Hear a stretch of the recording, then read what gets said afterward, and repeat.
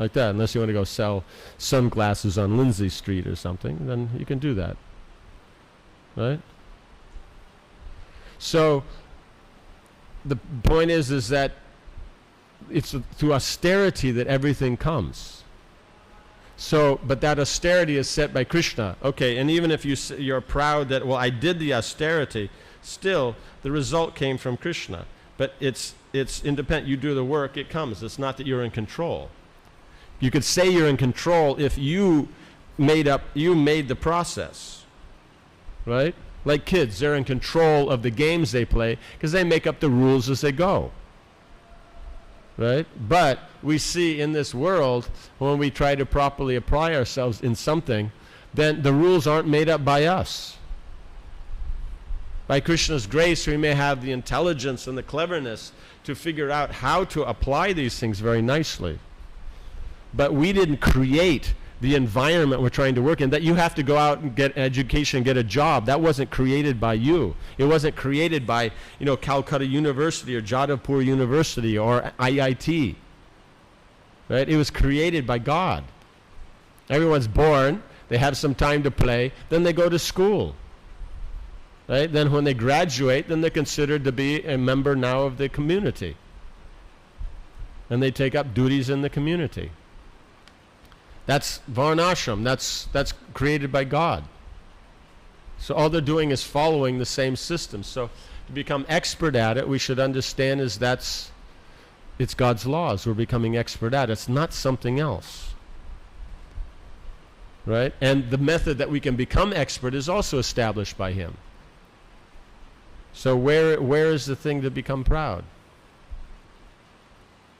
You know what I'm saying? And plus, if it's so, means the knowledge that is there, that's special. So there can be some pride connected to that, but that is special, not us. Do you understand? Because even if you can present nicely, there's always more. There's more nicely. Right? There's more nicely. Like that. Does that make sense? Yes.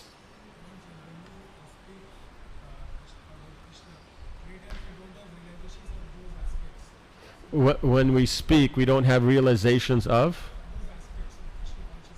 the aspects of Krishna consciousness that you're speaking on. Okay.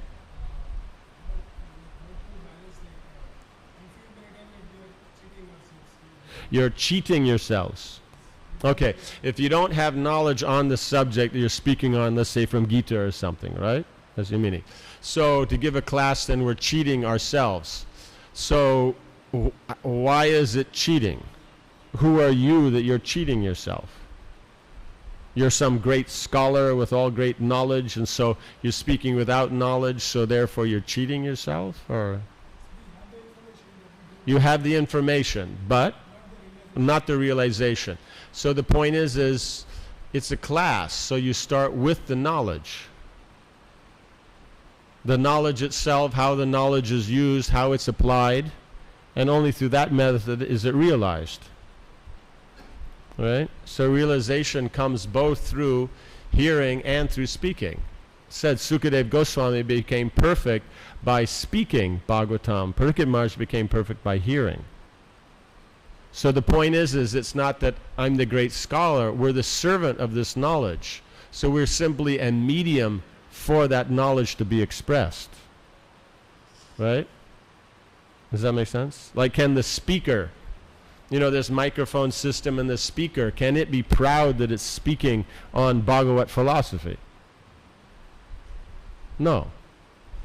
But, the quality of the sound system means the quality of what others are going to hear. But what is being the transcendental sound is coming from somewhere else. So we are simply the instrument for discussing about Krishna's pastimes. You know what I'm saying? We're an instrument. That's all. So therefore we should try to become a good quality instrument.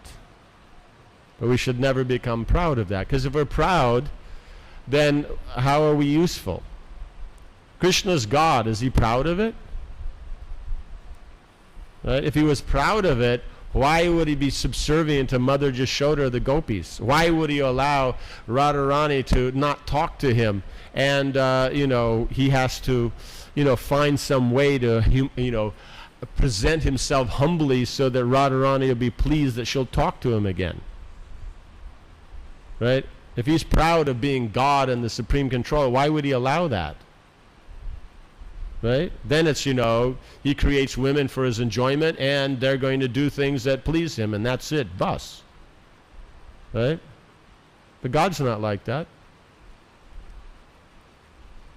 Why? Because he is not proud of being God or being male. Right? That's a phenomena of here. You know what I'm saying? It's not a spiritual phenomena. So he doesn't have to prove he's God, so he's comfortable. Right? So we're proud is because we're not actually comfortable. If we're comfortable, what does it matter? Today is a nice class, great. Today's not a nice class, okay. We try our best. We work our hardest to do the best, to be the best instrument, and then whatever Krishna wants. Does that make sense? Yeah? Something else? Yes.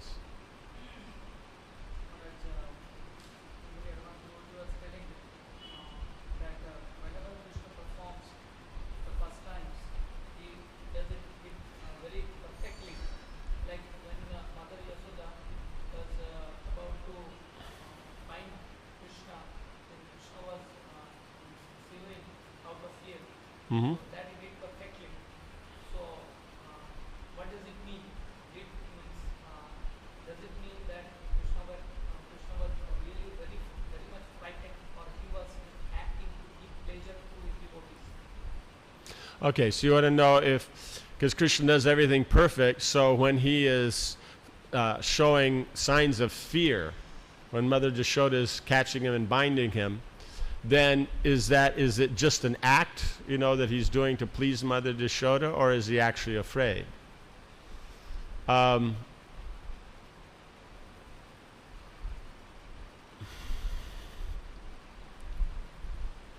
will be the difference in your perception on which it is? If Krishna is actually afraid, then how do you take that? How will you understand that?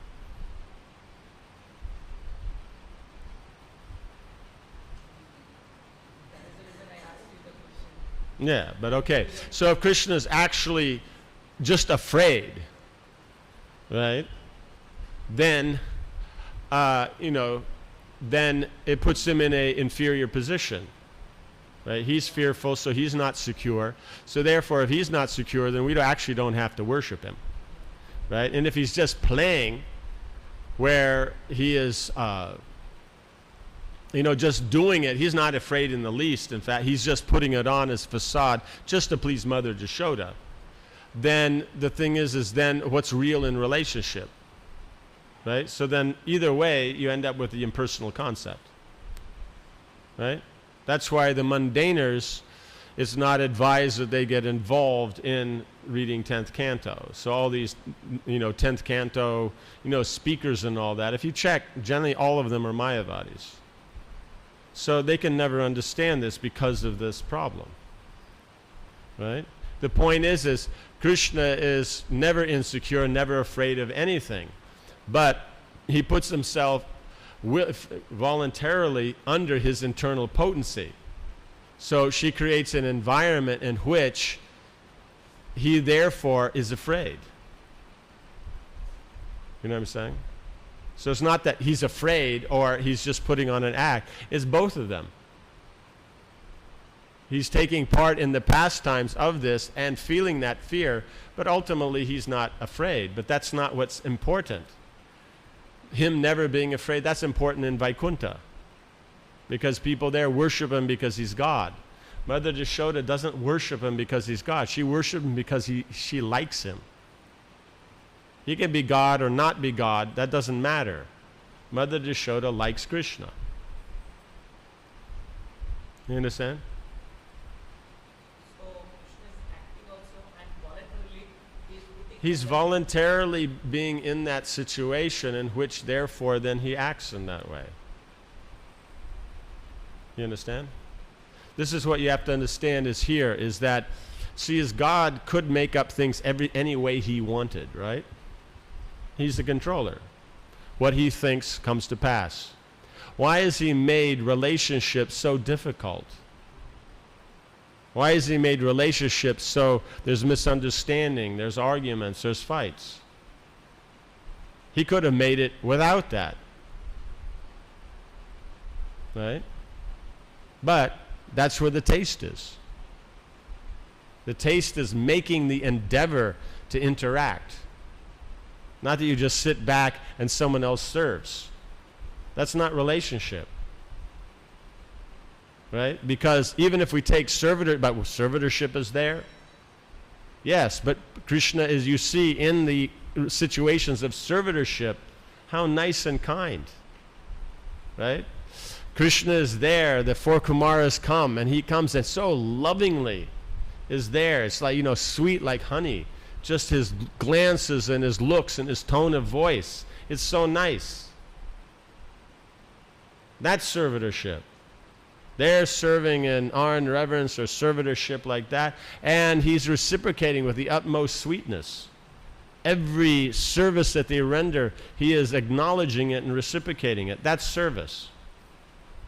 Right? The man's sitting at home expecting his wife, cook this, serve that, massage my feet, this, that. That's not service. A wife's supposed to serve the husband. That's not service. Because it's not a rasa. Rasa is that husband is reciprocating all those. It's very sweet and nice. That's what inspires the wife to do it. You know what I'm saying? That means he's willing to interact. But we don't want to do it because it's difficult. It takes energy. We like being lazy. We like just sitting back and everyone will take care of me. Right? Does that make sense? So that's why it doesn't work. It just doesn't work.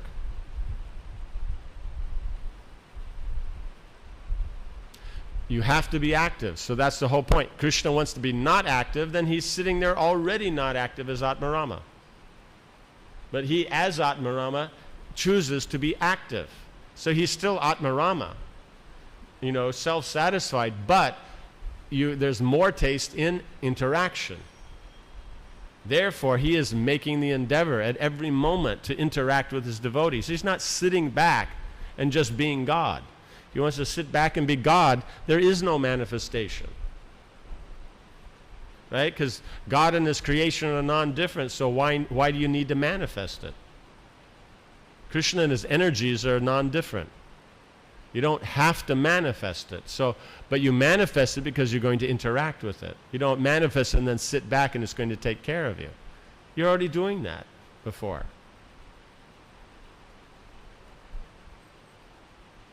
Does that make sense? No. Yes. Yes? Okay. Yes.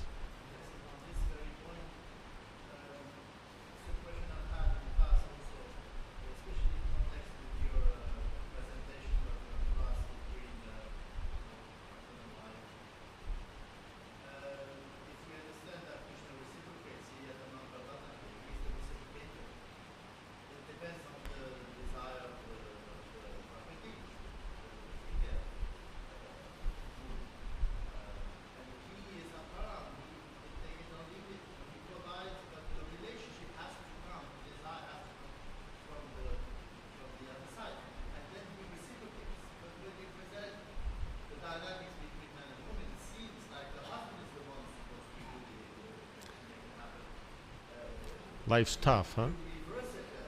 I reverse it. Because it's like that. Okay, let us take the scenario like this. Because you understand the question? Right? You all understand the question? No. The question is now it's been talking one way and answering this last question. It seems like the complete opposite of other times I talk about the male-female relationship. Because this time we're talking on is depending upon the mood of the devotee or the feminine aspect, then the masculine aspect reciprocates. The masculine aspect is Atmarama, so it can be involved or not.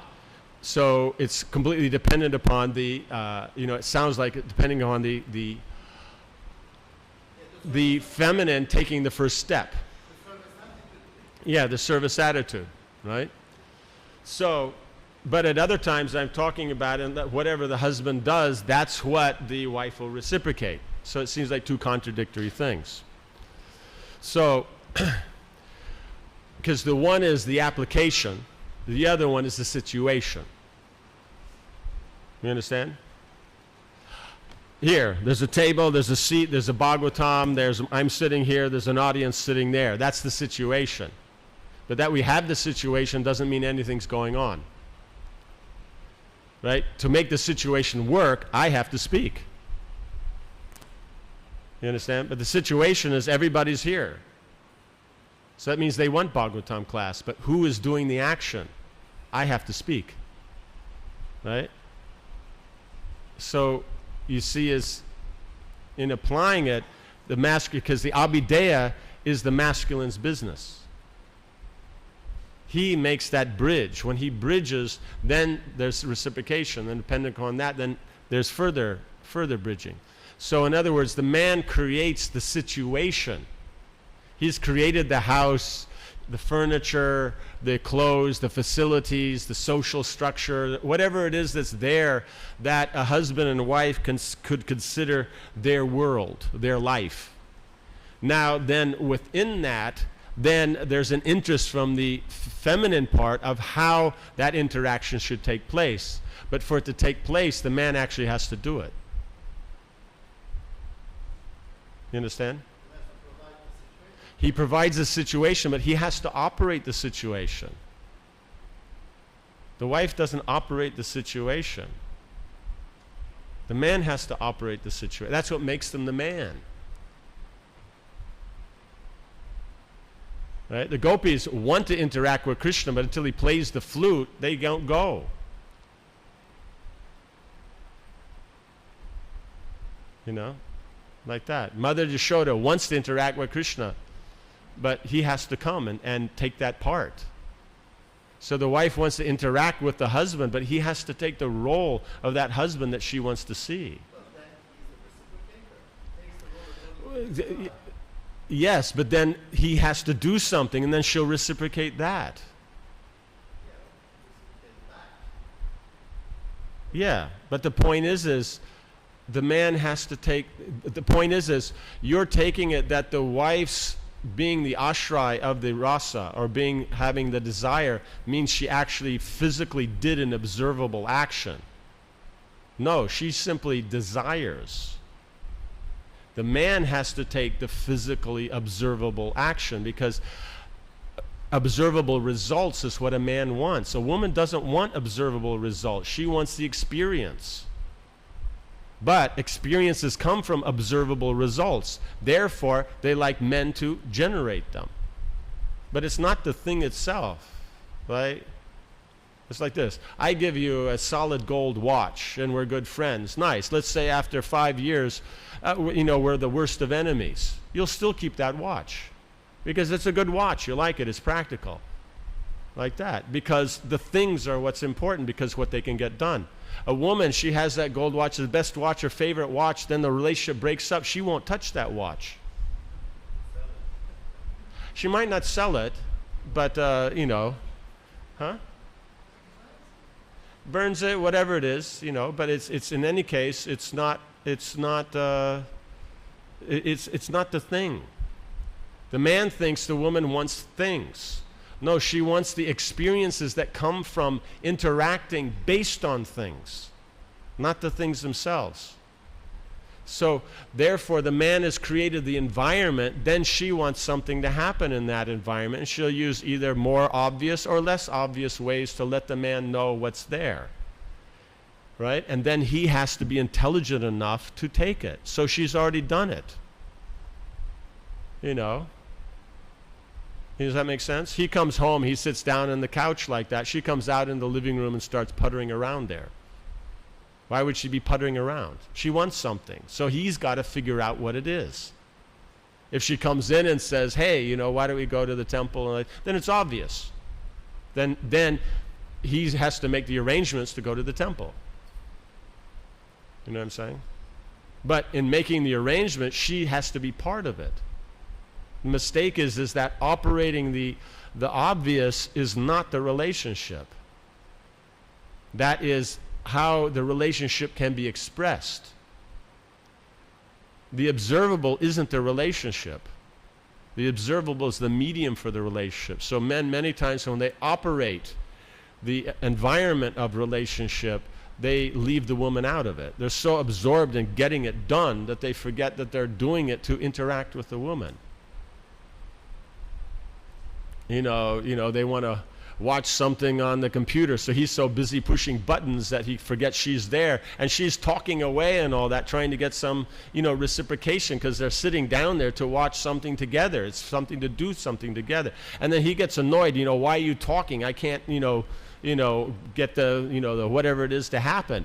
And then she gets offended because, it's like, I thought we were having a relationship here, not that you're playing with your computer. And then she gets and walks out, and then he goes, what happened here? I thought you wanted to watch the movie, not me. And then he thinks she's crazy. And she knows he's crazy. You know what I'm saying? Because he didn't understand what was the relationship. That's the thing. Relationship is subtle. That's why it takes so much work. Right? Woman is experience. So to work with them, you have to be able to be observant to that point. In other words, what is the experience that's gained here? That's why the wife will tell the husband so many things. She's upset. What's wrong? And she'll tell the scene, because you can only talk about the observable. And then he gives his, very intelligent, logical reply. And then she says, you don't understand.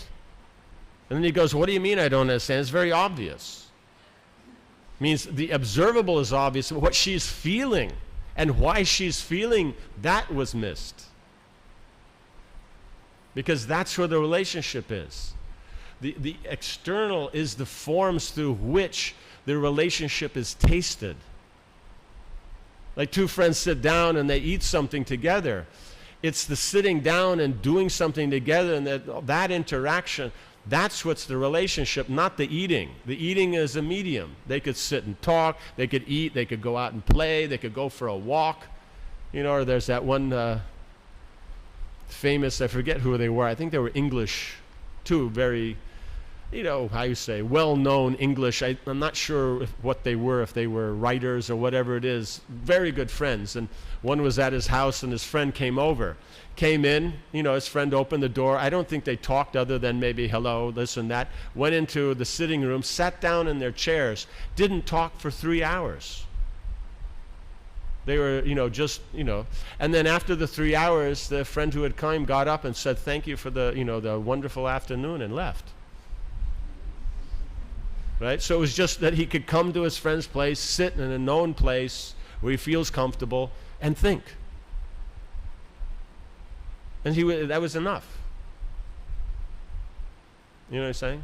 So it's not the thing. If the thing is all there is, then you have a potential of a relationship, but the relationship's not there. Like these, especially in the modern, little groups, the little gangs, little clubs, is that, the kids get together and then they harass other kids or comment about them or this or that. So seemingly they're friends, but actually they're not, because the only thing common is that they're talking about the same other kids, how they're stupid. But a relationship between them they don't have.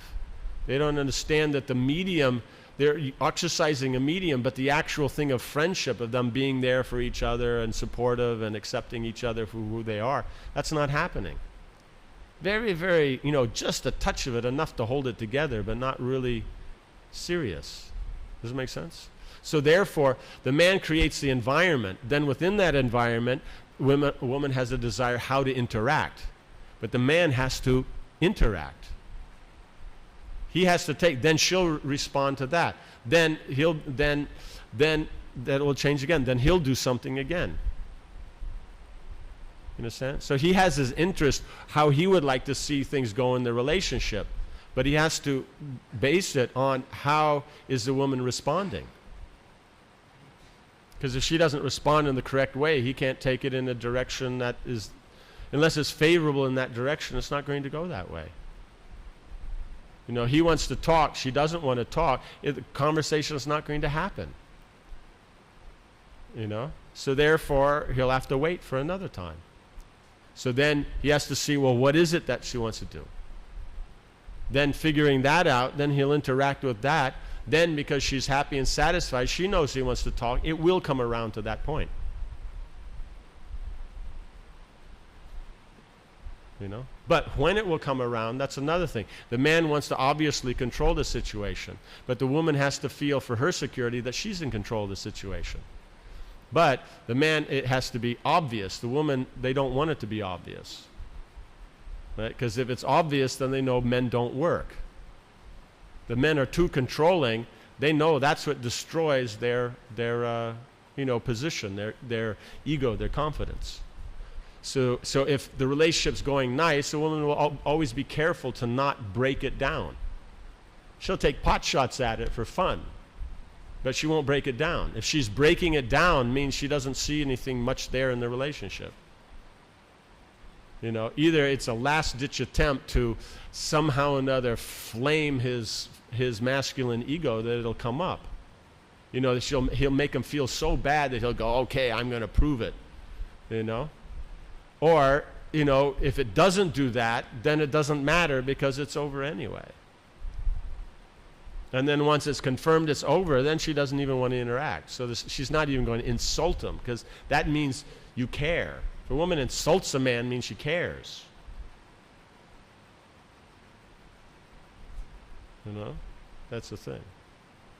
Because otherwise, she doesn't care. Why would you waste a good insult on a jerk? You know what I'm saying? You have to use intelligence, and you have to make endeavor, and you have to come up with a feeling, because one won't just say it. It has to have meanings, you know? She wants to get something, but still that means that the man is a possibility that he can get something. So that means he's still needed. But if he's not needed, then why will you interact with something that you have no scope? Just like the woman has no money, she doesn't necessarily like to go window shopping. Because she sees something she wants it, but she doesn't have the money. So she won't go window shopping. Men can go out, go into the store, look at all the things, wow, that's cool, this, that, and talk about, you know, all the things they do with it, even though they aren't going to buy it. And then they'll think later on, if it's there, then when they got the money, they'll go look for it. And if they get it, great. And if they didn't, well, hey, it happens. When women go out shopping when they have money. And they'll only look as far as, you know, it's something they can buy. Because otherwise, if they want it and they can't have it, that's a problem for them. You know what I'm saying? So need is a very important, that is their field. They are need. Right? Right? Man is identity. He's security. So, you know, woman wants security. Man wants that sense of need. So then it works. Right? Woman has enjoyment. Man has security.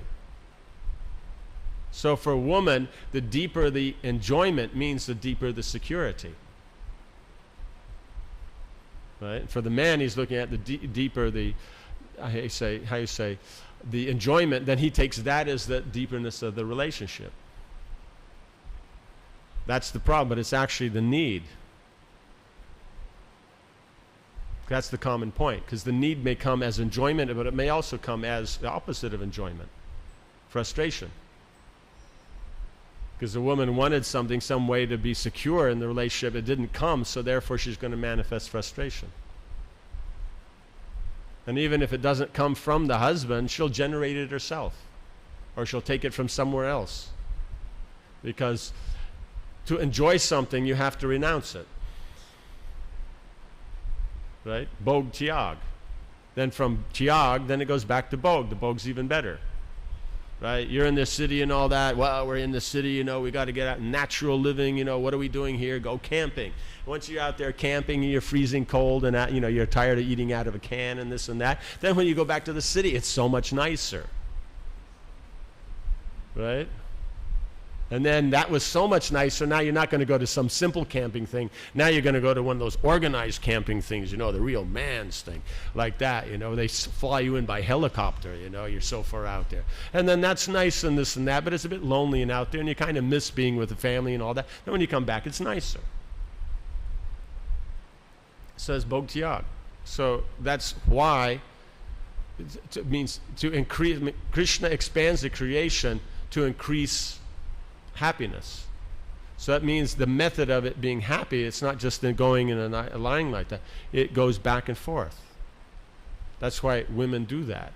Men think, no, they should just all be nice like this, but that means one doesn't actually understand what the creation is, what feminine is.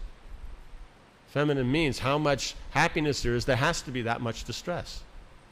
That's just the way it is. There's no other alternative. And if the man is able to accommodate that, then the happiness will go more. But then problem is the distress will come more. So the greater he is at humility, tolerance, and respect of others, and not expecting anything for himself, then he can handle this. So then, one, he becomes an excellent, you know, servant of the Lord, an excellent instrument. At the same time as he becomes as happy as you can get in the material world. You know, he gets both. Krishna's process is so perfect that even through this relationship that we will generally take as completely just mundane, you can bring yourself to the platform of liberation. Right? I mean, the guys are sitting in the Himalayas, you know, sitting on a piece of ice and doing their meditation. You know, so, I mean, it's got to be something comparable. Right? Isn't it? So you're taking these austerities are very difficult, but you won't take them that they're hellish. Right? No? But when a woman's upset, that's hell. So that means the austerity of it is greater than these other things. But unless you handle it in the mood that they're handling it, as that Atmarama, as that self-side who is not looking for his own sense gratification, who is comfortable in his own identity, then only you'll get the full benefit. But if you have any attachments at all in it, then you're going to get cut. You know, like Narad Muni, he's spiritual. I think it was, I'm not sure, it wasn't Ravana. He was traveling around, and one time Narad Muni came upon Ravana, and he made some comment, and Ravana pulled out his sword and, you know, tried to cut him in half. But nothing happened. The sword goes through, and it doesn't do anything, because he's spiritual. And he does that a few times, then they think something's wrong here. Then Narad Muni says, you know, you haven't, how you say? You haven't hurt me because it's a spiritual form. You can't do anything to hurt my spiritual form. But because you had intent to hurt me, he says, I'm going to curse you for that. But you haven't actually hurt me. So I think that's where the curse came, that he'll be spit on by monkeys. I think that's where that story, that curse came from. So in any case, how do we get into that? Yeah. So the point is that that mood, even you're doing the form, if the mood's not there, it won't work, because women are going for the mood, not the form. Right? The form is there means that you're making an appropriate endeavor. So the better the form means the better the quality of the endeavor. But even in that, the most important is the mood, right? Because women are attracted by expertness. So therefore, how expert one is in operating the material nature to get an observable result, that they are attracted to. Each woman, according to her nature, is going to be more or less attracted to particular forms. You know what I'm saying? Quality of it. She's more sophisticated. She wants more sophisticated form. Because that means the quality of endeavor is good. Because the quality of endeavor means the quality of experience. So their motive behind the man being active is still for experience. But she can judge it by the form. Because with the forms only, then you can get more experience. You know, he gets a nicer house, means the experiences can be so-called nicer. It's in a better neighborhood, it's more aristocratic, it's more, it has more social value, or it has more room in the house, so you can do more things, or it has more rooms, so you can divide it up more, or it's, you know, aesthetic, it's more beautiful than other houses, or, you know, some other, it's an antique, or it's got some heritage to it, or whatever it is that's important to her, then the closer he can get to that quality, that she's satisfied on that, then that means that she's satisfied that the experiences she wants to get from that house, she can get. Like that. So the common ground is the observable. But it's not that, well, that's what they wanted. No, they want the experiential. Right? Does that make sense? You know, yeah. So that's it. Like you see these experiential philosophies. Where do they come from in the West? They come from France. Right? Why? Because they're very good at dealing with women. Because they deal with the experience. They know it's all about the experience. I remember some French devotees came. I mean, some French devotees came to Mayapur. I think it was the first time there or something like that. And they were in the Gurukul and they're taking pictures.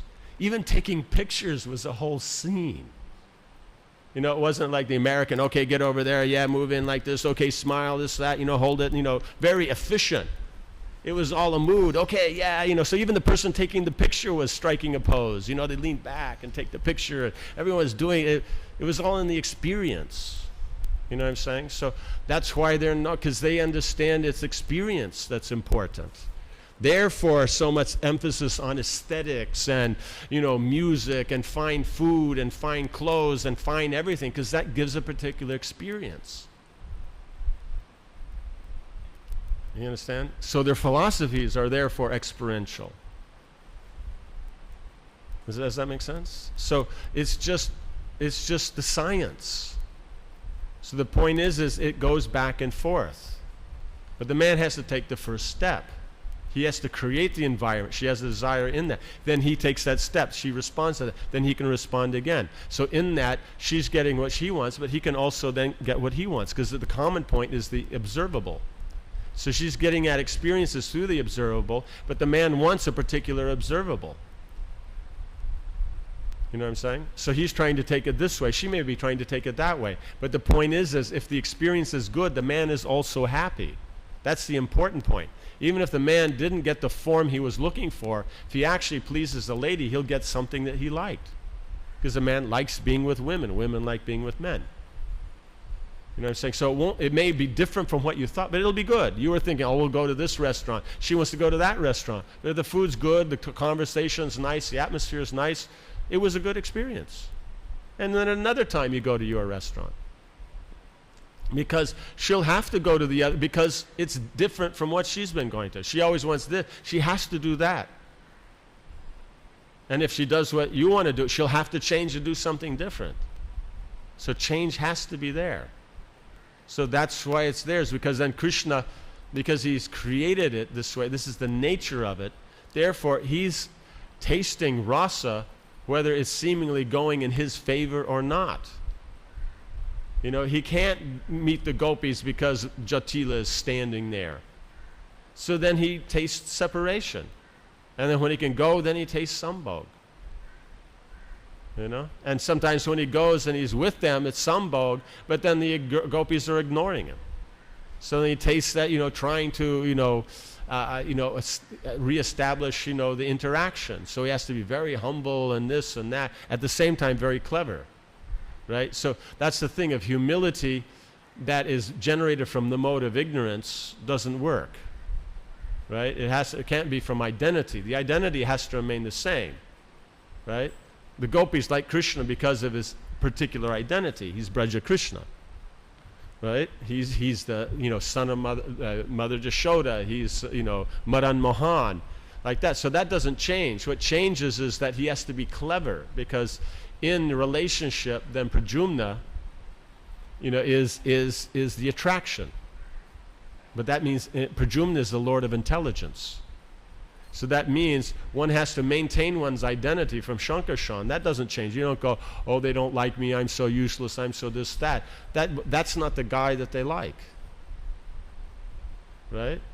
They like this, very nice, intelligent, dynamic guy. Just right now they're not talking to him, because he said something or did something they didn't like. So Sankarshan remains intact. What it is now he has to use Pradyumna. It means he has to make himself attractive by being very humble, very accommodating, and very clever.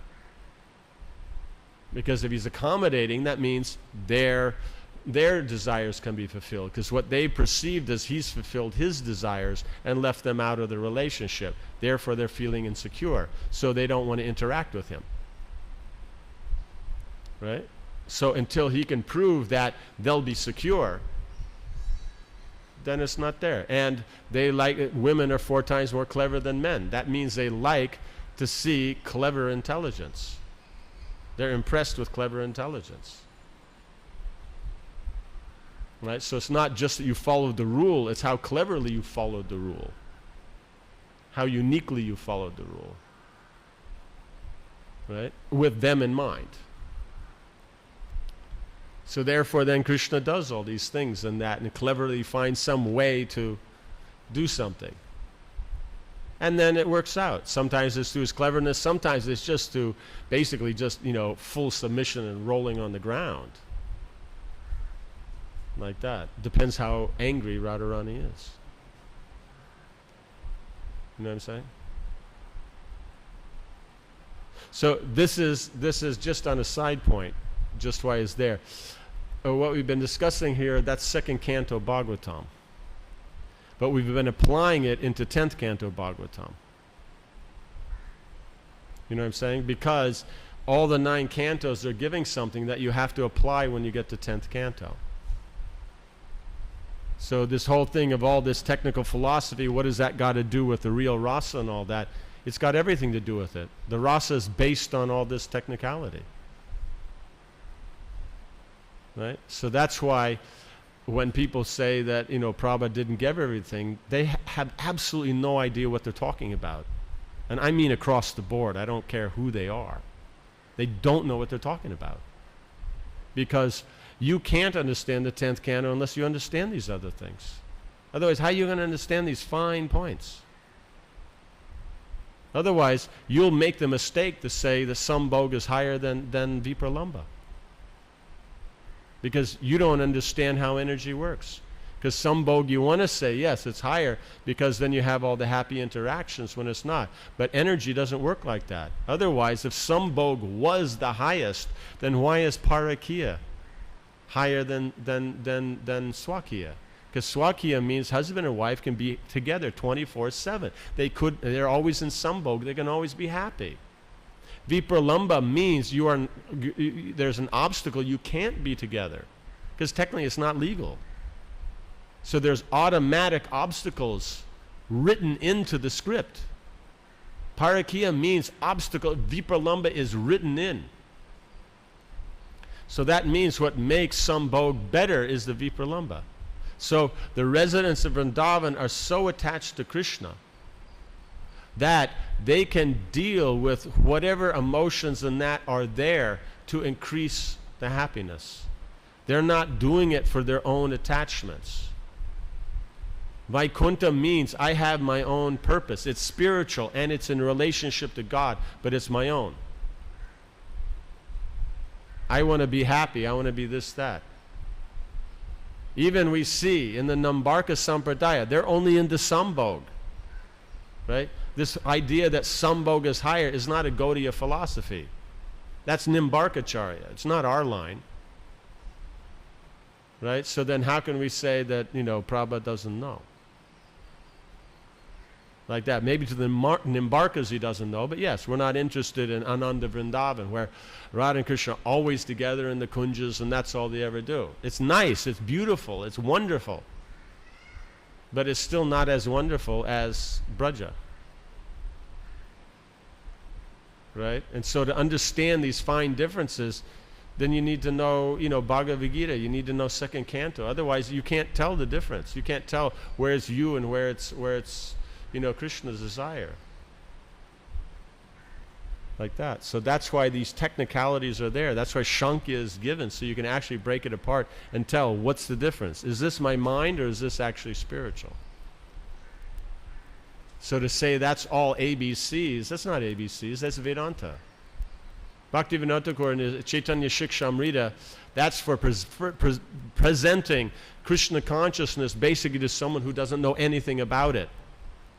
So he's presenting Radha Krishna Leela and their pastimes and their rasa, and he's giving Upanishadic quotes. That's all he quotes. He only quotes Vedanta and Upanishads. He doesn't quote Govinda Leelamrita or this or that or Bhagavatam. He just quotes Upanishads. And he establishes Radha Krishna pastimes on Upanishads. That's Acharya. That's a Rasik. Jiva, in the same sentence, when he's talking some very fine point of Tattva, can immediately show where that is in Radha Krishna's pastimes. Or Radha Krishna's pastimes can immediately show what's the Tattva that makes it work. That's Acharya. This thing that we only study Radha and Krishna and only the gopis and only in this and that, that's not full. It's not complete.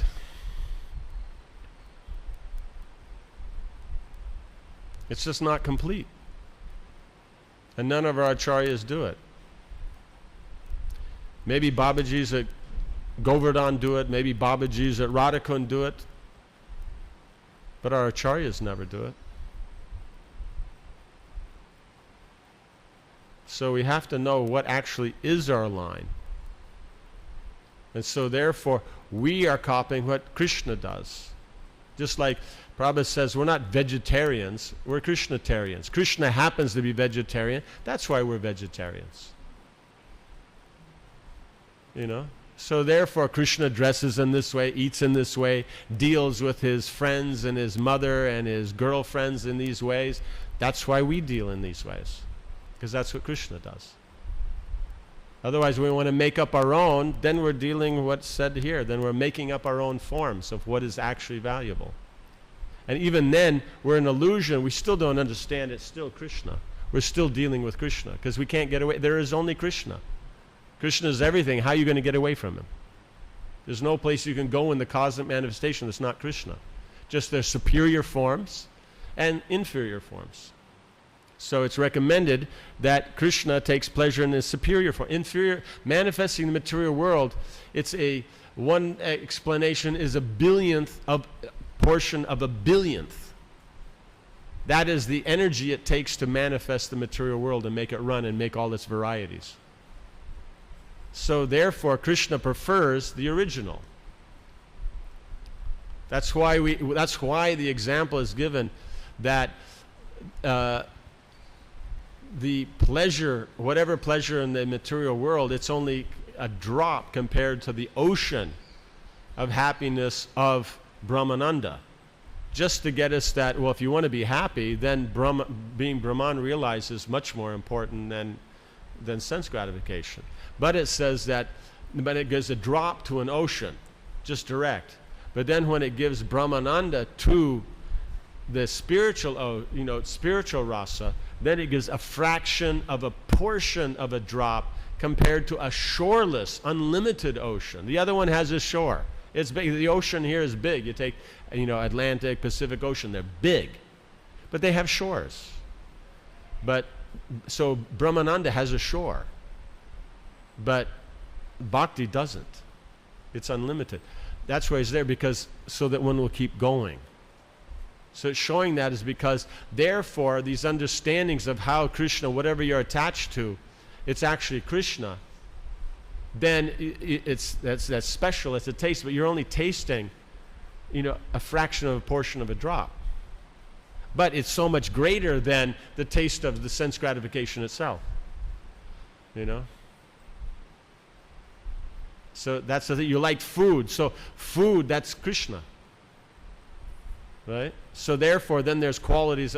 So, but seeing Krishna as food, that's not as much taste as seeing Krishna as a person who is eating that food. Right? The one is a fraction of a portion of drop compared to the unlimited ocean. But that seeing that it's the food, why I'm attached to food is because it's Krishna. That taste is so much, that's like an ocean compared to just the mundane taste of eating the food. But the whole point is that the Brahman understanding is still a fraction of a portion of a drop, even though it's so much greater as compared to an ocean to the material enjoyment. But so we won't get stuck on the Brahman level. Therefore, then it's pointed out that it's inferior and only the personal is superior. That Krishna is Bhagavan, then there's a full manifestation of happiness. Does that make sense? So we have to see is that the balance is there, is that depending on who we're talking to, and that generally when I'm talking about operating it. Therefore, the man has to take the first step. If we're talking about what are the environments and all that, what's the situation of which, then you're going to how you say, describe the environment, but still it's going to be based on the woman's taste. You know what I'm saying? He'll have his nature, but if you have a relationship, it has to be tempered with her taste. You know, he wants a big house, but it's got to be a big house she likes. He wants a small house, it's got to be a small house she likes. You know, they're artists, they like basements, or they like attics. You know, something weird and different, but it's still got to be something weird and different she likes. You know, so it's still the principle of it providing her, reciprocating, then him getting the thing, and then it's dynamic. You know, at any one point you can say, this is what's going on, or that's what's going on. But it's always constantly going. Like Krishna creates an environment, then the devotees, they serve Krishna in that environment. Krishna becomes happy. Right? Seeing Krishna's happiness, the devotees become happy. Seeing the devotees happy, Krishna becomes happier. So Prabhupada says it's like this, it's a unlimited development. So it just goes on, it's always happening. But in philosophy we can say this starts here, that starts there. You know what I'm saying? The point is the boy's attracted to the girl. Why? Because the girl allowed herself to be attractive. So that means she's already taken that step. Then he gets attracted, right? Then he shows some that. Then she shows even more interest. But then at some point, he's got to bridge the gap, right? You know, if she has to bridge the gap, okay, she bridged it, and you know, for some reason, whatever it is, then his training, this, that, so he doesn't see, fine, she'll forgive him that one time. As long as after that, then he's the active person. But if she constantly has to remind him, then she'll think this guy's useless.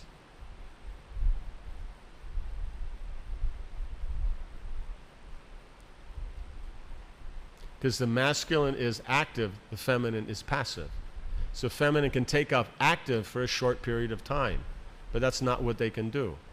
So if they have to constantly be trying to themselves make the relationship work, be dynamic, they'll give up after a while. Right? And like that. So that's the thing, because the man, he's the one that's supposed to be making it happen. So he has to create the ever freshness. If he's creating it, she'll reciprocate it. If he in newer and newer ways is appreciating the beauty, she'll in newer and newer ways find it, manifest it.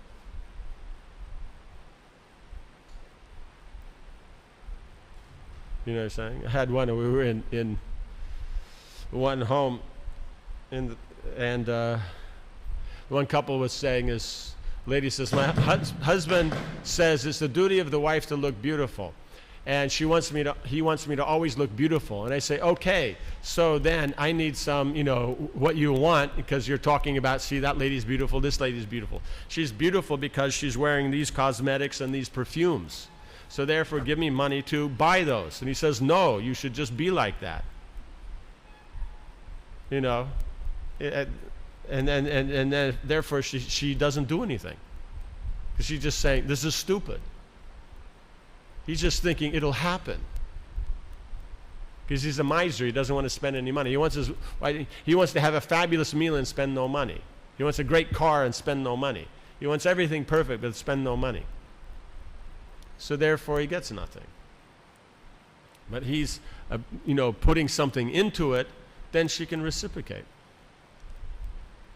Otherwise one can't reciprocate. It's not possible. Because, as we said, the man's supposed to be the active and she's the passive. Doesn't mean passive doesn't respond to the active. But they'll respond to that. Then the man has to do something again to respond again. Man does something, then responds again. Krishna is already God and has already created everything and give us an option for us to serve him. Then service is there. We can say, well, we do the service first. No, he's already created the environment in which we can therefore take up the service. Then when we serve, then he reciprocates. But he's already created the environment of the service. You know what I'm saying? But creation means it's constantly going on, not did it once. You got the house 20 years ago and it's been falling apart. You're always developing the house, taking care of it, maintaining it. So maintaining is the mode of goodness. Right? So mode of goodness is in the position of enjoyment. So that's the feminine position. So the better the husband maintains everything, the better the relationship. Because the better maintained the house is, that environment is favorable to the ladies. The man can live in a rundown place and not care and all that because the man is situated in sambandha, which in the reflection of the material world, the existence principle here is ignorance. So he can exist in ignorance and be happy. But women can't. Right? And ignorance itself is not what they relate to inspiration. Right? So in the position of sambandha is on the position of inspiration, excitement, freshness, newness. That is the point of sambandha that the women connect to. They don't connect to the sankarshan part. Right? Sankarshan is the environment, but that's not the relationship that they have with the person they're connecting to. So therefore, if he's fresh, she'll be fresh. He's not fresh, she won't be fresh. And if she's becoming fresh and he's doing nothing, then you got a problem. So that means someone else is making her fresh.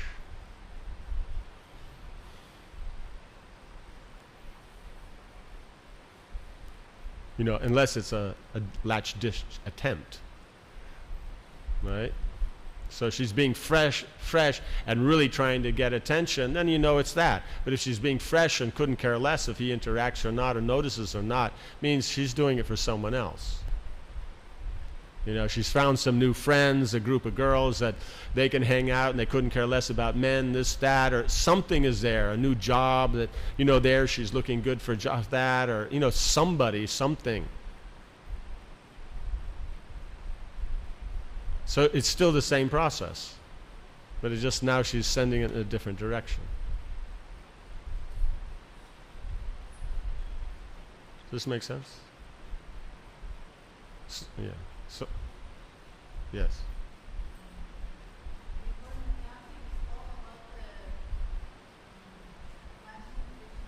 Imagining Krishna.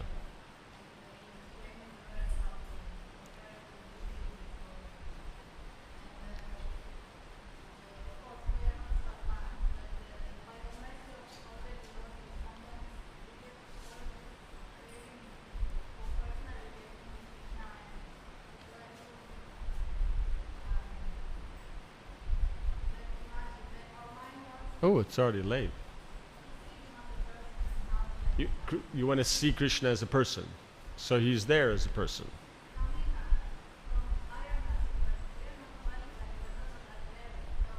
But the point is, as you said, therefore you read about, therefore based on the Shastra, Prabhupada is saying within your mind you're carving a deity. It says Krishna has hair like this, his eyes are like this, so many things are like this. Therefore, in your mind, you are seeing Krishna. But it's based on what is here. We don't make it up. That doesn't matter. So you got a problem with it? Krishna can't appear in your mind because your mind's impure? So what's more powerful, devotional service or good and bad of this world?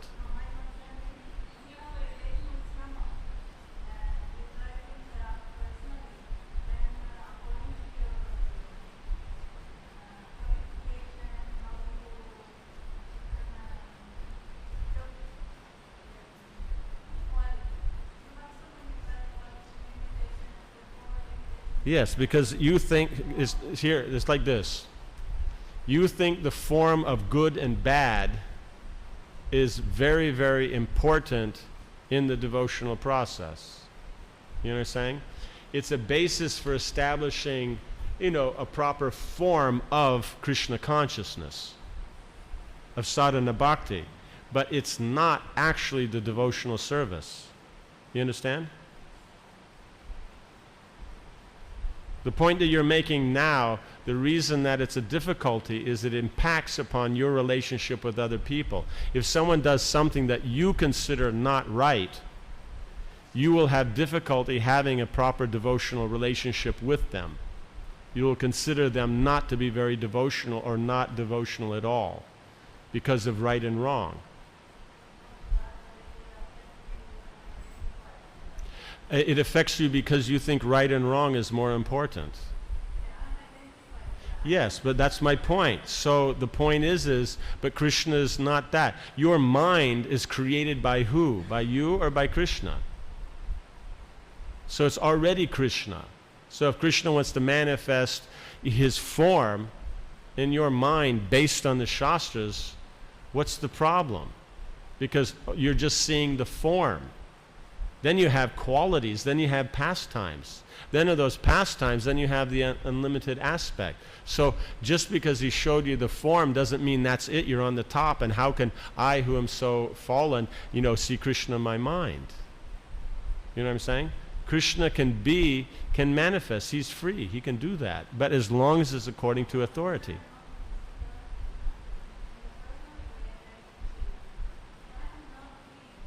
If you're not clean, but what's not clean? What is not clean? What does uncleanliness mean? What does uncleanliness mean? Okay, bad qualities, but why is something a bad quality? No, why do you say it's a bad quality? That's the point. You don't know. Okay, yeah, he should become purified from it. Why? Why do you have to become purified from a bad quality? Huh? It stops you seeing Krishna. Okay, so it means that the bad quality means at that moment you're not seeing Krishna. If you're envious, you think it is yours. You don't understand it is Krishna's. If it's Krishna's, how can you be envious? Right? Someone's going to do artik for Krishna. You were supposed to do artik for Krishna, and then somehow or another some special guest came there doing the artik. All right? You get envious. Why? Because you don't see it that it's Krishna's artik and that somebody is performing. You were just going to perform it for Krishna. Now this other devotee comes and they do it for Krishna, so you get envious. So, because at that point you're not seeing Krishna. That's why it's a problem. Because it means you're not being Krishna conscious. So therefore, in your mind, if you're thinking of Krishna, then what you want is already gained. You're not bad at that moment. If Krishna's in your mind, you're not dirty and filthy. But as soon as, the next moment when you forget, then you may be again. But you're taking bad qualities to be permanent and it's your identity. It is something that has substance, but it's an illusion. The soul doesn't have any bad qualities. The soul is, Tatastha Shakti, the natural eternal servant of Krishna. That's what the soul is. The soul identifies with things of this world, therefore it takes on those qualities, but it's not it. It's not a matter of you identifying with the soul, it's what you are. It's already there, it already exists. You're taking it that it's a separate existence. The material is a separate existence than Krishna. The point is it's already Krishna. You don't recognize it. So when you see Krishna in the mind, you're recognizing it for that moment. Then the next moment, you're not seeing Krishna in the mind, you forget and you go back to the illusion. So all those bad qualities come up.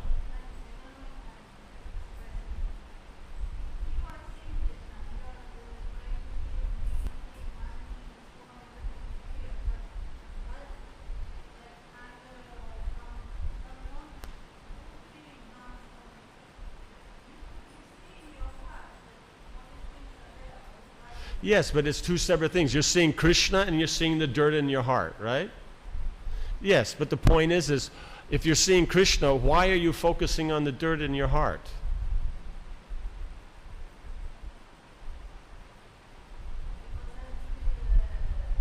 That's not an excuse. That's a great excuse. So therefore you can sit back and just, look at all the dirt in your heart eternally. When are you going to understand that Krishna consciousness means looking at Krishna? You know what I'm saying? In other words, you're trying to clean the floor.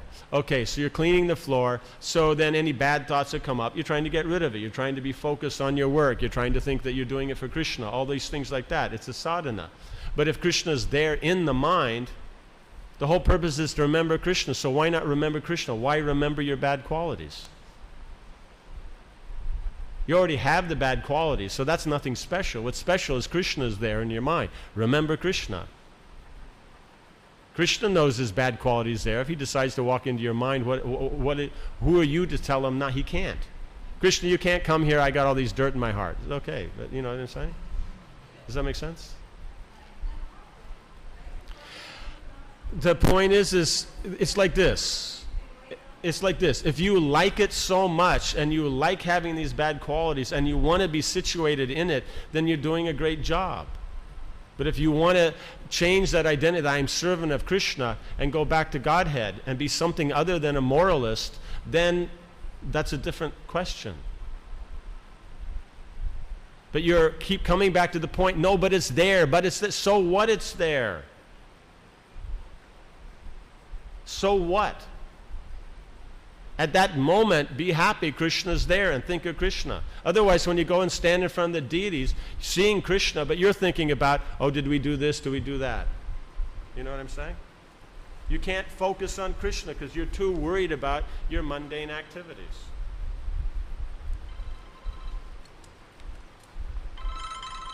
One second.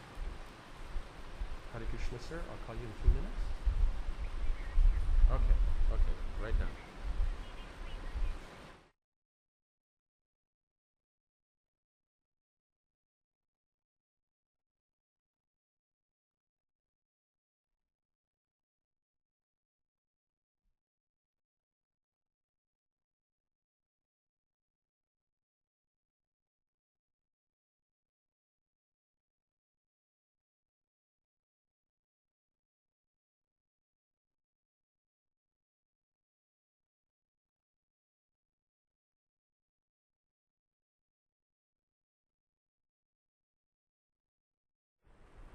No, you wash the dishes. They're clean. You try for a clean kitchen, they always end up dirty, but you try for a clean kitchen. You have to switch the sides. You have the dirt, you have Krishna. Focus on Krishna. Try to remove the dirt, but focus on Krishna. Krishna can appear. Why can't he appear?